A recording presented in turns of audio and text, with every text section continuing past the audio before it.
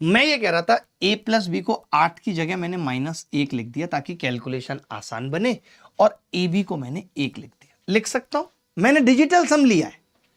आपने कहा गुरुजी a की क्यूब प्लस b की क्यूब निकालनी है, तो मैंने कहा a की क्यूब प्लस b की क्यूब होती है a प्लस बी का क्यूब -3ab। ये मैं बता रहा हूं आपको, लेके चल रहा हूं। क्यों लेके चल रहा हूं वो बताता हूं। कल को अगर, ध्यान से सुनना मेरी बात, कल को अगर लिखवा दूंगा, इसके बाद लिखवा दूंगा। अब a प्लस बी की क्यूब कितनी होगी? -1 -3 गुणा 1 और -1, तो 3 में से 1 गया, कितना बच गया? 2। यानी इस सवाल का उत्तर वो होगा जिसका डिजिटल सम 2 होगा। तो पहले वाले का 2 है, इसका 3 है, नहीं होगा, इसका नहीं होगा, इसका नहीं होगा। ये मैं क्यों सिखा रहा हूं आपको? मालूम है क्यों सिखा रहा हूं? अब बताता हूं। पलाश भाई अब देखो आप कैसे समझाता हूं।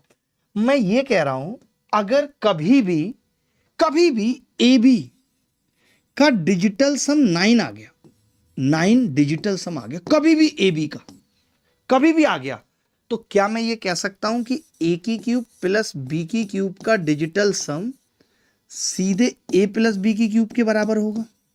कितना आसान हो जाएगा हमारे लिए, हो जाएगा। क्या मैं कह सकता हूं कि a square plus B square का digital sum a plus B के स्क्वायर के बराबर होगा या नहीं? अरे बोलो भाई, होगा या नहीं? मैं ये लिख सकता हूं कि a की घात 4 प्लस b की घात 4 का digital sum a plus b की घात 4 के बराबर होगा, क्योंकि a b का डिजिटल सम 9 है। 9 मींस 0 है। बड़ी इंपॉर्टेंट बात है, आपकी तैयारी में 4 चांद लगा देगी। मैं क्या कह रहा हूं?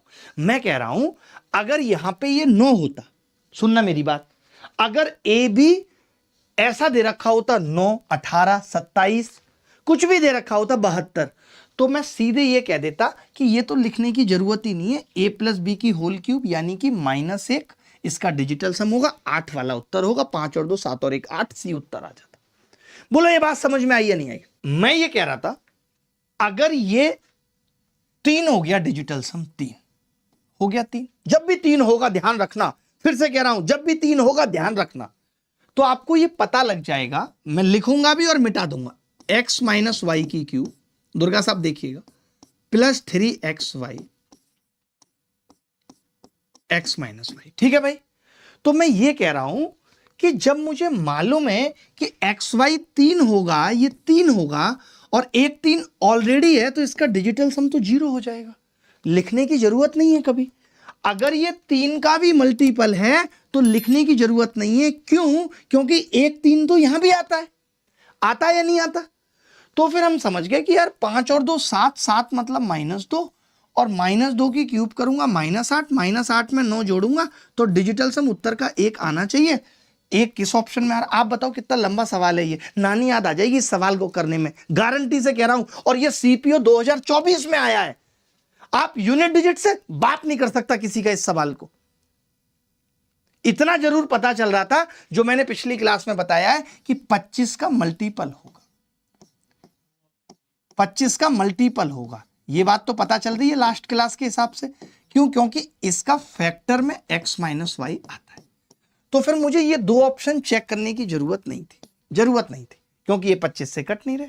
मुझे बस चेक करना था एक किस में आ रहा है डिजिटल सम, 7 और 2 9, 6 और 2 8 5 13 नहीं आ रहा, 9 8 4 12 और 5 17 और 2 19, सी इज द करेक्ट आंसर। बोलो भाई, आपने देखा सवाल कैसे खत्म हो गया? क्या ये सवाल यूनिट डिजिट से हो सकता था? क्या ये सवाल लास्ट 2 डिजिट से हो सकता था? क्या ये सवाल 25 के मल्टीपल से हो सकता था? नहीं, इस सवाल को हमने डिजिटल सम से माइक्रो सेकंड में खत्म किया। हमें ये लिखने की भी जरूरत नहीं है, अगर आप समझ जाएंगे तो, कि अगर ये 3 है तो ये 0 होगा डिजिटल सम। लिखने की जरूरत नहीं है दोस्त।